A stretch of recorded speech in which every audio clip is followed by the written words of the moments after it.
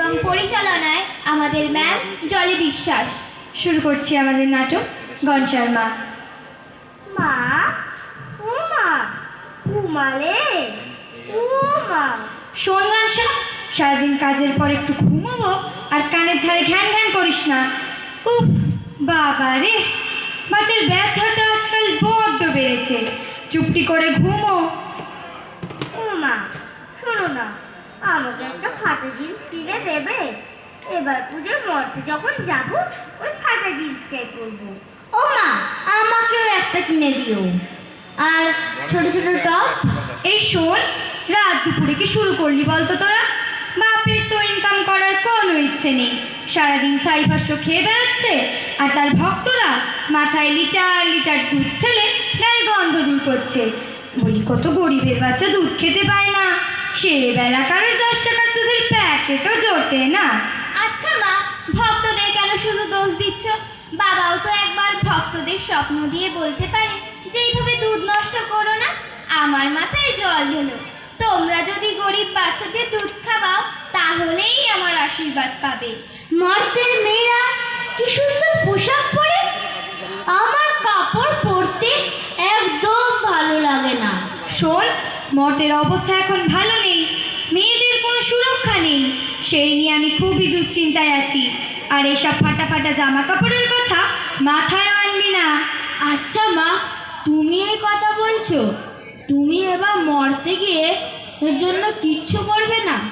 না, এবার আমি কিছু করব না, যা করার করবে ওরা নিজেরাই। প্রতিটি মেয়ের মধ্যে আছে আমার শক্তি, সবার তৃতীয় চোখ আছে, সেটা খুলছে।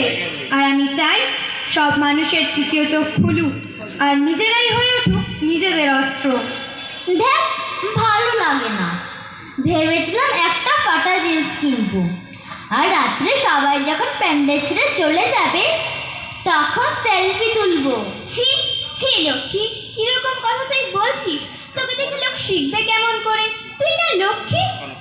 এই দাদা, তুই যে বলেছিলি এবার মরতে গেলে ফুচকা খাবি। ঠিক বলেছিস ভাই, স্বর্গে ফল খেয়ে খেয়ে মুখটা আমার একদম পচে গেল। তা খেতে পারিস।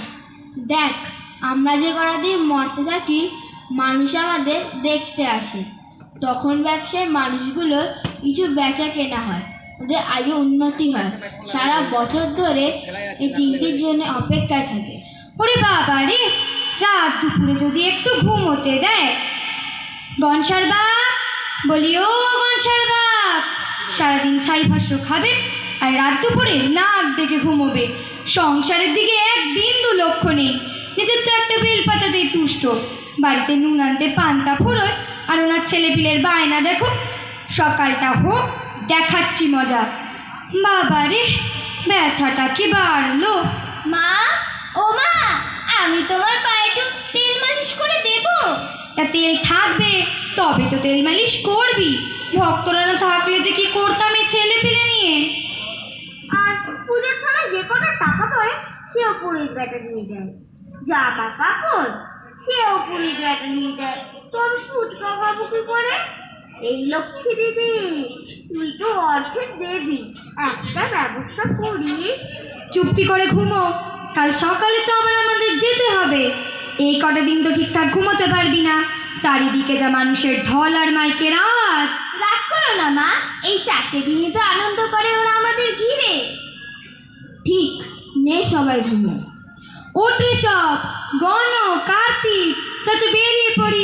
দেখ, পাড়ায় পাড়ায় গান বাজা শুরু হয়ে গেছে। নমস্কার।